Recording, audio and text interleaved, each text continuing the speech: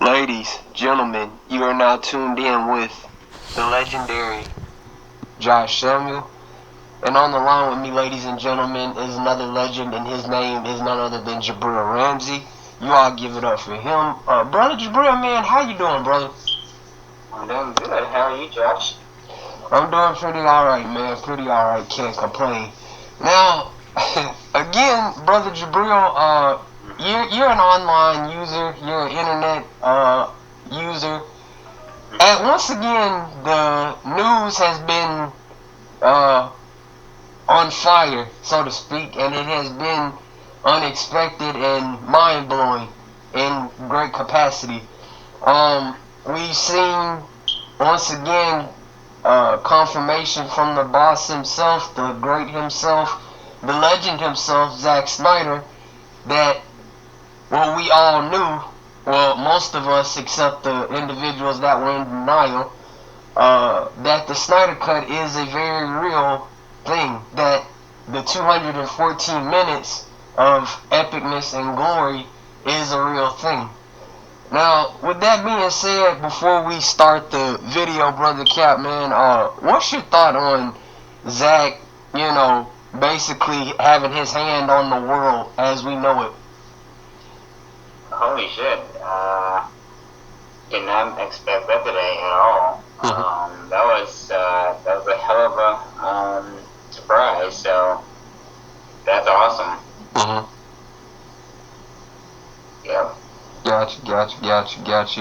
And I want to talk a little bit about actor Henry Cavill. I, incidentally enough, did a video a day or so before he made some comments as he was being interviewed for The Witcher, which caused quite a stir due to the fact that he kind of sideswiped or dodged the question of the Snyder Cut.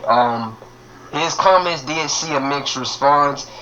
At the very least, I was just hoping that he'd say something in regards to Zack. Zack did make Henry a superstar, and also, Zack has had to deal with a lot personally, so I was at the very least hoping he would at least acknowledge Zack in some way. But I do not hate the man. With that being said, Brother Cap, and we'll continue, what's your thought on Henry's comments? Are people overreacting, or is there some legitimacy to it? I would say that there's more than meets the eye. There's a lot going on that we don't see, that we don't know. So I'll say, everyone, just chill out. Henry, legit, like, Henry is still with us. He's still our Superman. So, just chill out. I'm sure when the time comes, he'll bask in the sun with all of us. So that's all I have to say on that topic. Okay, go ahead. But I do understand the feelings and the overall sentiment that it's a bit disappointing. Right. But again, we have no clue what's going on behind the scenes. It's a lot more complicated than we think. So relax, things take time, and I'm sure they'll join us. So just keep the hope, keep the faith. Agree. Cap, when talking about Superman, man, you instantly think of, it's hard not to think of anybody but Henry Cavill, though he has been portrayed by many in the past, though he is revered as America's superhero. He has been called by many a Christ-like figure, which is hard not to imagine him as such, given the way his story plays out and the way he goes about doing things. And with that being said, Cap, I want to give you an opportunity to talk about Superman, and just looking at how the story started with Man of Steel, how Zack and David Goyer and Chris Terrio, namely, started the story, and then how they were going to proceed the story, and how we will see the story unfold in the Snyder Cut. It's almost reminiscent of a chapter in the Bible like John 3:16, 17, where it says, "For God so loved the world that he gave his only begotten Son, that whosoever believed in him," and then it goes on to say, he sent his Son into the world that the world through him might be saved. But with that being said, Cap, I want to give you your opportunity to discuss Superman in your own words. Yeah. You want to go deep now or later? Do it now. Alright, yep, because I have a lot to say. Cool. Go ahead. So, let's see. So the topic of tonight is of course Superman, and his restored hope. So, let's see. So so let's get to BBS, right? He makes the awesome sacrifice. There's Doomsday. He has to, he has to stop the threat. He has to end it all before things get worse. So, BBS, he dies. He laid to rest. So, and JL, he of course resurrects. Or Hope lives again. Right. So these are some theories on how he resurrects. So one theory suggests that he is resurrected by the mother box and its technologies. Other theory is the Codex. Codex is Krypton's DNA cells within him to eventually birth a new Krypton. And then the third theory is solar regeneration. We know Kal gets his powers, or he's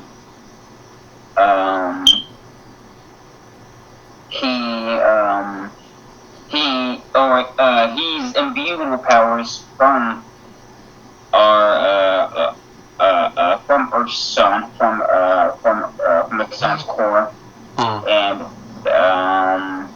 that's the other theory. So, how in the last podcast, me and Pilly talked about, Pilly mostly talked about D-Wave quantum computing, which he says D-Wave quantum computing is basically just a supercomputer which generates a lot of data calculations, and if you Google it, it looks similar to a mother box in a way. Okay. And and we know so the mother box they have unlimited potential and untapped energy. So mother boxes they can so one property of it is casting illusions, and then the other one is energy manipulation. So let's get into we'll actually get back to later on after I try this all back together. So let's see. So and if you listen to the podcast from Exiles, it was Lupe, Justin from Real Analysis, and also Christian from Not Public Opinion. So Justin, he made this awesome parallel. So when so in DVS, when Lois touches some hope, when Lois touches his chest, Just to say that it's in reference to her being his world or him being her world, vice versa. And I'm surprised he didn't actually expand on that because also in BBS, Lois closely or almost similarly places her hand on his chest the way Clark places his hand on Bruce's chest in the Nightmare timeline. And, Okay. And so one version, some version it's terrifying. It's horrifying. And so actually, one version is fear, and the other is hope. So that's a and I didn't even catch that on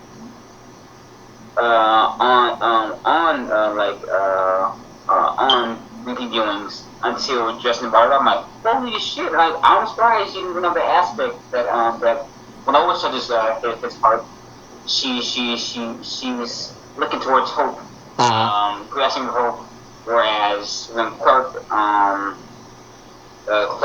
places his hand on Bruce's heart and then punches through his chest, he's inducing fear. Right. And that's exactly what Flash warned Bruce of when the time hopped back into 2016. Like, you're right, fear him. It's all connected. That's exactly, and then you see Bruce actually holding on to his heart in the same place. So all three stories are really intertwined. It's really interconnected. So that's a neat. That's not little detail. That's not little touch that added. So that's pretty awesome. And funny enough that you bring up John 16, because now I did just so the people know, I did not talk with Cap before this. This is all his. This is something I've had in my mind for a while. But go ahead, brother. No, he did not. This was this is in sync. Yes. We are in synchronicity. Yes. Awesome. Very much alike. Yes. I'm glad you brought up because now we get on to the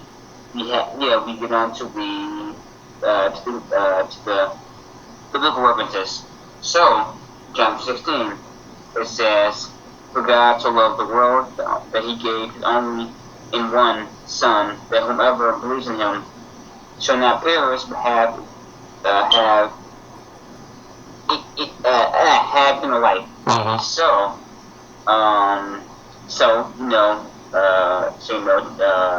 Jor-El of Krypton, he has to send Kal-El, his son, or Clark Kent, Superman, off into the atmosphere, off into space, so he can find a new home, a new planet Earth.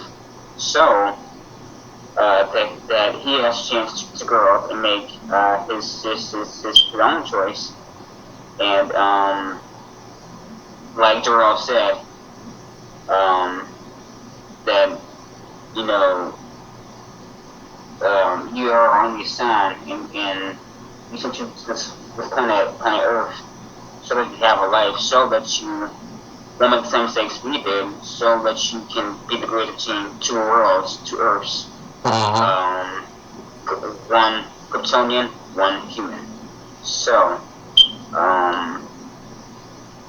and then let's break down the text. So it says, that whomever believes in Him not perish but have eternal life. So we know going to be some see Him as this deity, this godlike figure, this modern day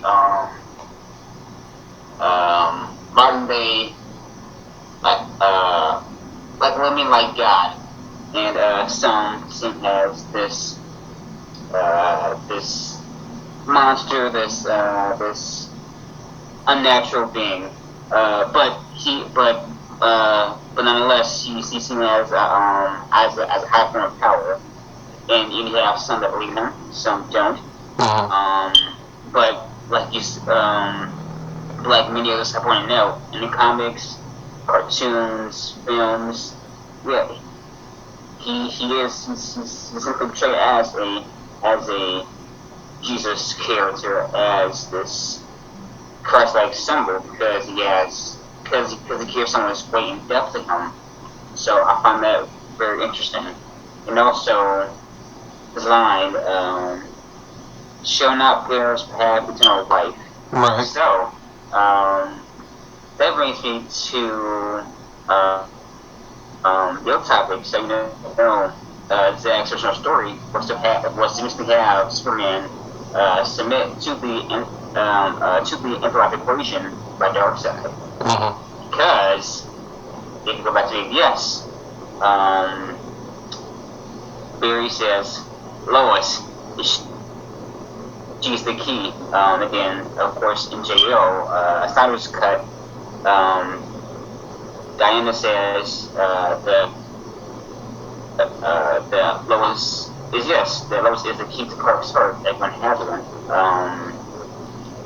Because Bruce said I was right here when it happened, when Barry warned me of the impending doom, of the imminent threat. So, but when you go back to the nightmare sequence, we know Clark said, "She's not road, you need to go from me." So we know what happened. We know because Zack told us the Darkseid boomed tubes into the Batcave, kills Lois because Bruce was supposed to protect her, but he didn't. So let her die.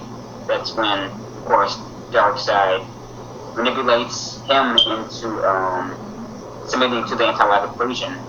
So eventually holding Earth hostage, making Earth surrender to his will, and which, funny enough, ties back to Watchmen,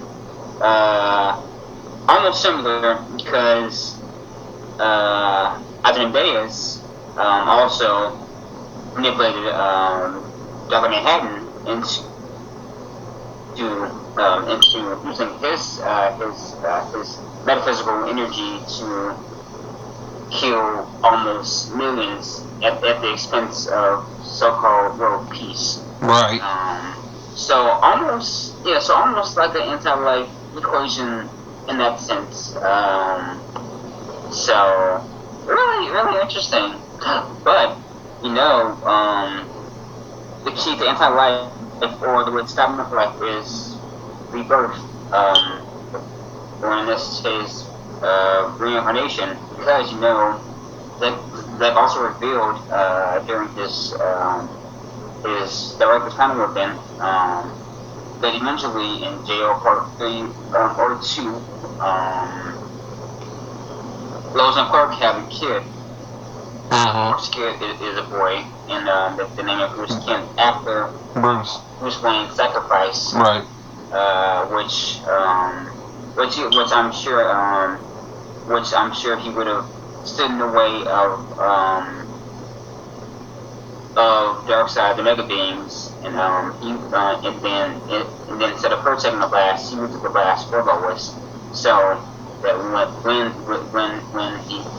he's killed and sent off JO3, Lois will have a kid, named the kid Bruce Kent, and then in a way, Bruce is reincarnated, or he's rebirthed.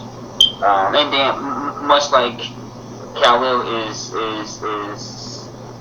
rebirthed in JO in Snyder's version, he goes through a rebirth once he's risen. He goes through rebirth. And speaking of that, so here's another scripture reading. In Mark 16:6, it says, "Don't be alarmed," he said. You are looking for Jesus the Nazarene, who was crucified. He has risen. He is not here. See the place where they laid him. So, if you break it down, he has risen, of course. It's not supposed. He has had to rise. And see the place where they laid him, which of course you know they laid him at the Kent farm. They laid him at Martha and John's kid's home, basically the child at home.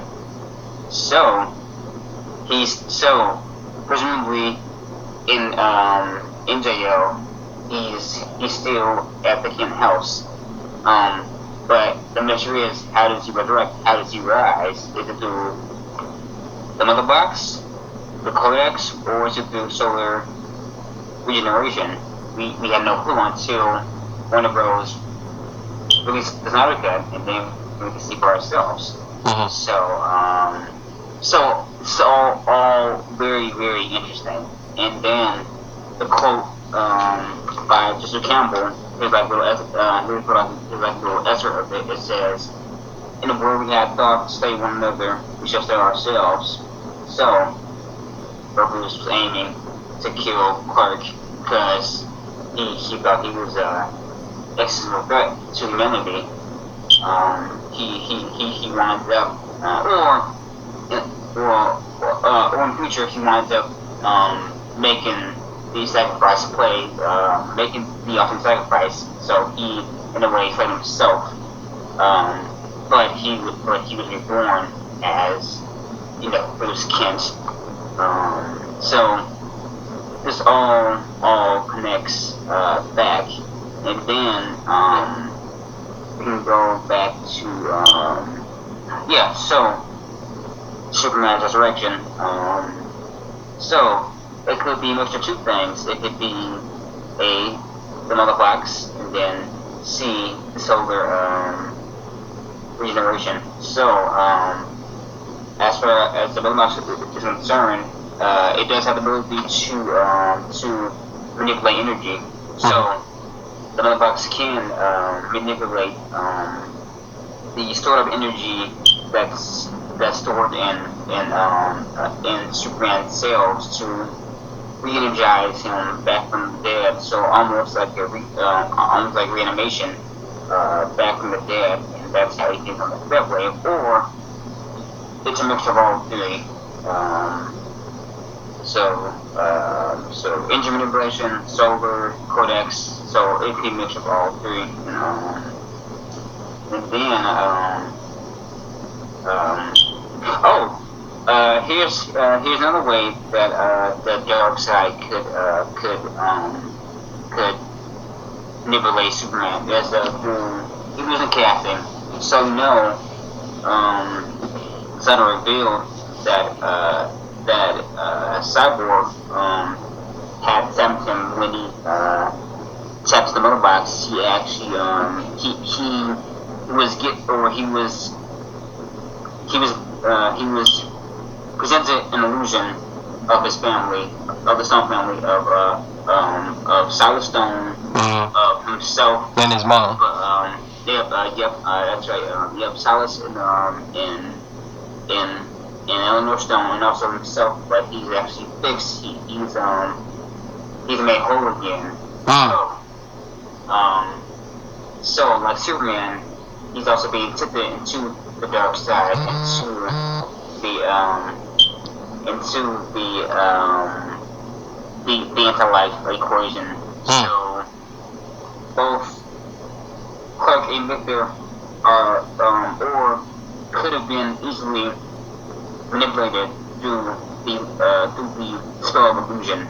So that's one way that Superman could have been submitted to the anti-life equation, where we jumped into JO3 or JO2, which is the nightmare timeline.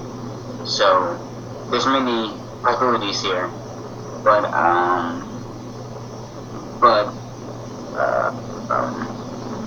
we all know that Superman he had to rise, and he will. It's just a matter of time for is restored, and before Hope is often resurrected. We just don't know how, but we will soon. I believe that. Want to jump in? Any questions or comments? Yeah, man. That's interesting. That I'm first of all, bravo, man. I'm always in awe of how much you research all this, man, and you are proof that it's people that say these things. I'm just thinking about the people that say like these movies don't make sense, or why did this happen, or why did this happen. Then I'm listening to you speak, and I'm like, you not only explain it perfectly, but you also open my mind to things that I had not thought of. What really stuck out to me was the whole situation with Cyborg and Superman. How you said they easily both could have submitted to the given in to the temptation, and that also is kind of biblical as well. Kind of reminds me of course, we know that Christ himself was tempted. After the 40 days and 40 nights in the desert, he was tempted. And yeah, man, I don't really have much else to say in regards to that, man. It's just an amazing parallel in everything, but with Superman, I think we're still there's so many people, man, and I know you know this better than me. There's so many people that have nostalgia, what I like to call nostalgia goggles on. They want things to progress, but when they do progress, when we do get a Man of Steel that challenges you on both the human level, and allows you to, see what these heroes actually would see in the real world, then we want to go back to fun, joy, and Christopher Reeve, R.I.P. respectively. What's your thought on, nostalgia goggles, brother? It's awful. See, that's the thing. They want Superman to progress, but they want to keep him stagnant. Right. It makes no damn sense. It's literally it's such a paradox. You say you want him to be challenged, but when he is, you get mad that he is that these hitters call him Rudy, joyless. Rudy, joyless, no emotion, wooden. I'm like, you idiots.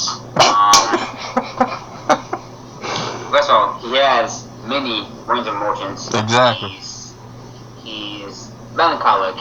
He's joyful. He's warm. He's in jail. He's angry. He's also a human being. Right. That just don't understand. And in the comics and cartoons, he's multifaceted. He's not just one note, and he's never been this joyous character. He's mostly stoic and humble. He smiles when he's around family, friends, or when the situation calls for it. It happens naturally, not forcefully. So Superman has always been challenged in the comics and the cartoons and films. And then some haters say, oh, why can't they make Superman like he is in that like he is in the animators, like he is. Man of Steel, he is. Man of Steel is basically the animated series, but in live action.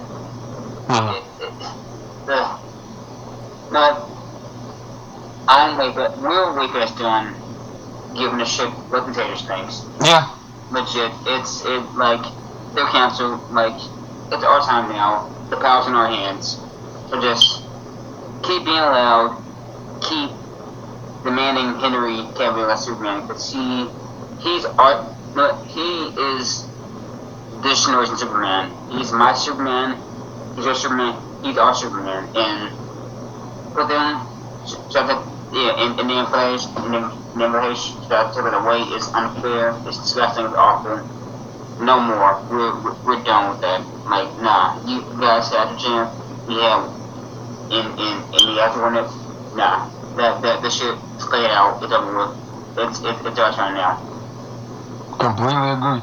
And I'm seeing a lot more people speak up in favor of BVS and Man of Steel. Some people who have been silent and kind of just looked the other way in times past, but I'm seeing a lot more people speak up in regards to Man of Steel and BVS as films. And I think about these films a lot, man, and I realize the difference between Man of Steel and BVS and most other superhero films is superhero films are just that. Zack makes cinema. And there's a clear-cut difference. Zack makes cinema. These are cinematic experiences like no other, and they really and truly stick with you. Exactly. Like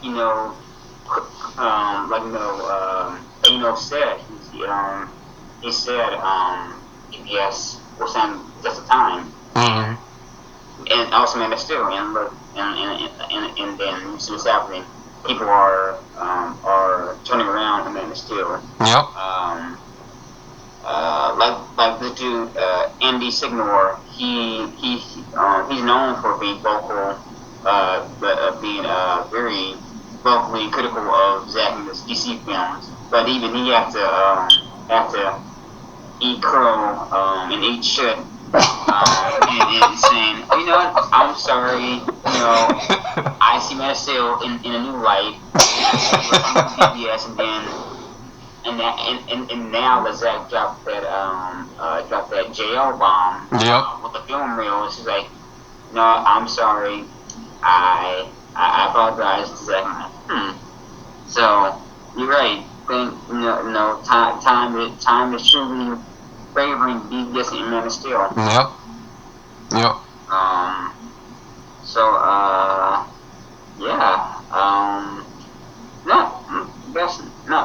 That's my time to ask you a question. Shoot.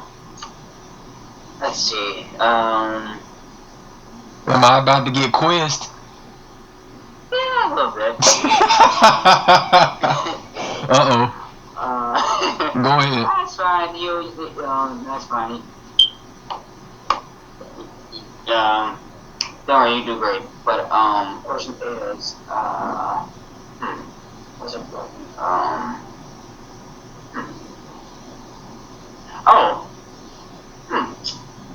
I guess this one has brought up. So what do you think happened to Aquaman in the Snyder Cut? No. So what do you think happened to Aquaman and also to Wonder Woman in the nightmare sequence? Why do you think they died? Like, what happened eventually? Or what's your thoughts on it? On why Aquaman and Diana perished, and only Cyborg, Barry, and who survived?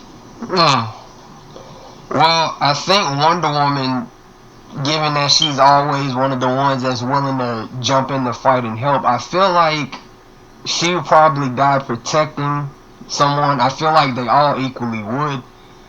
Aquaman, that's a good question, man. I'm not really sure. That's something I haven't really given much thought to. But Wonder Woman, I instantly thought of her always being willing to step in the fight, no matter how many people it is and who it's against. She's always willing to step in the fight. So I'm guessing it's because she's protecting somebody, and or maybe it's just a combination of things. What's your theory, man?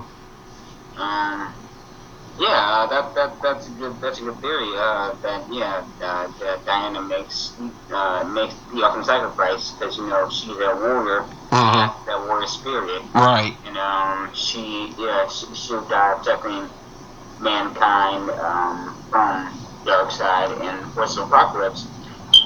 So as far as Aquaman, I think because in BVS during the Nightmare timeline, Earth is completely scorched, dried up.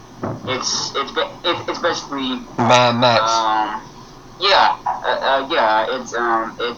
It's damn near like a lava pit for Darkseid.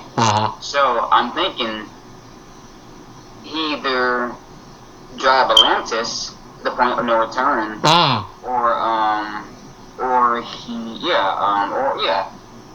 I think he eviscerated Atlantis in Aquaman, so that's why there's no more Aquaman or Atlantis, because the ocean couldn't, it just can't take that, it can take that level of heat. Right.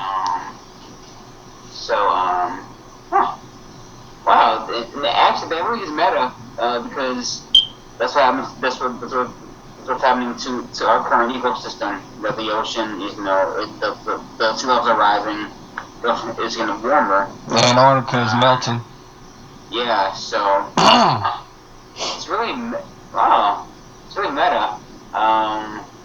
But yeah, and then spring up one more theory. So supposedly the Atom, because he's also in Snyder's cut of J.O. Right. The Atom actually helps out Victor and Barry quantum compute, so they can find the right time loop or the right time hook to jump back in time to Bruce. So the Atom might have actually survived also. So who knows? And then remember on Barrow that some fan pointed out that there's the crosses at the end of BVS when Superman died. Was hunched over Superman. You see Batman in Diana, and then the camera pushes back. You see the wide shot, and you see there's these three cross structures on the left side of the frame. And Zack said, that was put there. That was put there indefinitely because that was something add some major deaths in JL Part 2 and 3 and 4. So,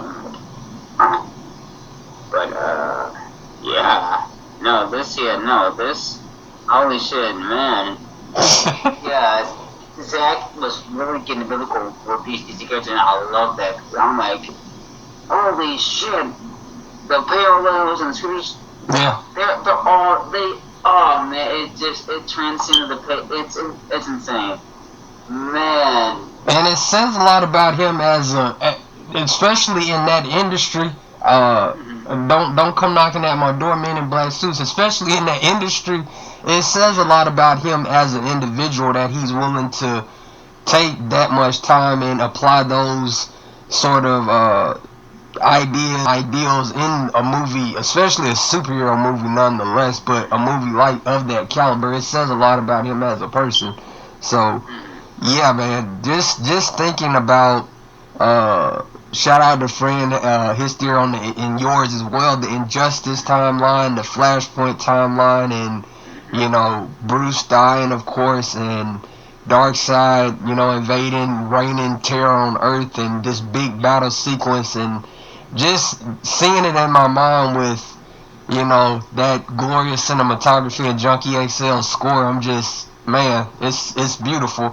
And I can't wait to see the Snyder cut, man. I just know it's gonna be epic. I'm just thinking about Darkseid, Deathstroke, even the small scenes that we didn't sadly see in the Whedon film. I'll just call it that from now on, the Whedon film.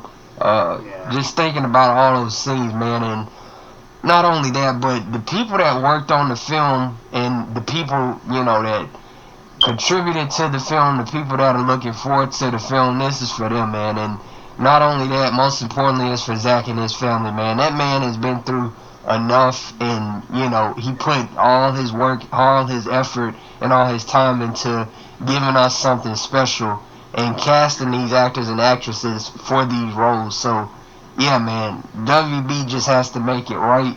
And I really hope they do it for David Ayer as well, man. I know people say it's a slim chance, but, we didn't, I'm sure a few years ago we didn't think we'd get this far as we've come with the Snyder Cut, and look at us now, we're everywhere. And it's coming, so hopefully they can make it right with David Ayer. Whether that's the Ayer Cut or Gotham City Sirens, I hope it's something, because he deserves better as well.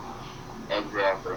Saying, yeah, man, it's coming. I feel it. It's coming, and it's gonna be just 240 minutes of DC epicness on screen. Yep. It's man, it's gonna be this now. One thing about once in a lifetime generation event. This is that event. This is a once in a lifetime generation event. This is something. This is unprecedented. I haven't seen anything like this before. The insane amount of fan hype and marketing. Yeah. Like, no one has ever heard of this before. It's insane. Yeah. But yeah, like you said, we as women have come so far, so wide, and just keep going, guys. Exactly. You are doing amazing. We're not saying you guys are kicking ass. This is wow. It's wow. Just simply wow. It's amazing. Yeah. Oh, one more thing. Go ahead. Oh, I want to say because at the end of JL, when Diana slices off the head of Summerwolf, you see the boom tube open up to the real dark side at the end of the boom tube, as his hair rolls over under his boot. It's Zack said that we can see his back of his family. So Randy Goodness, possibly Fury, Grill, apparently. So basically the new guys.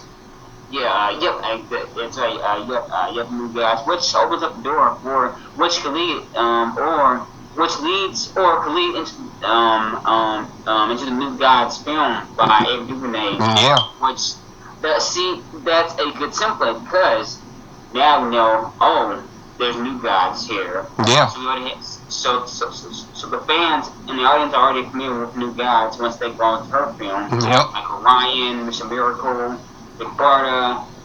Oh man. Yep. They become on. There's a whole lot of potential. Deathstroke. There is untapped Deathstroke, exactly. Yeah. Man, I love to see Martian Manhunter. him and Batman fight, and then you get freaking strong as Martian Manhunter. It's Warner Bros. Let's go. Come on. Yeah. There's a whole. This is an Anthem universe. Yeah. And we are willing to give you our money over and over and over and over and still over, one more, over again, and still give you money. Just come on.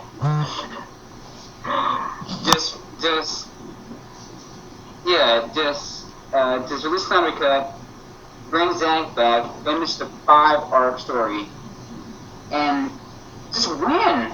Yes. Just win. Yeah. Like it's that simple. So hoping all was well behind the scenes. Wishing nothing but the best for Zack, Deborah, and his family. Hoping he joins us soon. And yeah, guys, just keep pushing it. Keep tweeting and retweeting, tweeting, and some more and more. Just let's keep on trending because now we're at the point that gets so big that we just trend without even doing anything. Yeah. Like we just trend just because. Yep. Like no push, no intensive, we just do it. So, what a ride, what a journey, huh? Yeah, it's amazing. And that's what I was gonna say in closing, man. At this stage, even with the movies that DC has coming up that we know are on the horizon, Zack Snyder and the Snyder Cut of Justice League brings more hype and excitement than any of those do at this stage. Yeah, and that's just a fact. Yeah. Everyone is celebrated. I mean, no shade to other fans, which I'm in for. I'm looking forward to film 84. I'm looking forward to Birthday Parade. Right. Because that's gonna be the second R-rated film of DC. So I'm like, hell yeah, I'm all for it. But it's not hype up to what it's like is the insane level of hype. So right. It just is. So yeah, let's just keep pushing, guys, and see where it takes us. Absolutely. Yeah. Well, Brother Cap, man, we've reached the near 50-minute mark. I will leave a link to your Twitter in the description. You all go follow Cap on Twitter. He's a believer, a strong supporter, and I really am glad to call him a brother in all this, man. He's just a great, humble guy, and I really appreciate him stopping by. And as always, ladies and gentlemen, continue supporting the Snyder Cut and get ready for the glory. And subscribe, like, and comment. Do not get triggered, and we'll see you all soon.